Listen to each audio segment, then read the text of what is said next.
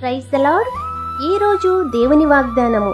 అయితే అక్కడ నుండి నీ దేవుడైన యెహోవాను మీరు వెదకిన ఎడల నీ పూర్ణ హృదయముతోనూ నీ పూర్ణ ఆత్మతోనూ వెదకినప్పుడు ఆయన నీకు ప్రత్యక్షమగును. ద్వితీయోపదేశకాండము 4వ అధ్యాయము 29వ వచనం. విశ్రాంతి దినమున మందిరానికి వెళ్తున్నారా? యెహోవా మీకు దొరుకు కాలమందు ఆయనను వెదకండి. ఆయన సమీపంలో ఉండగా ఆయనను వేడుకొనండి.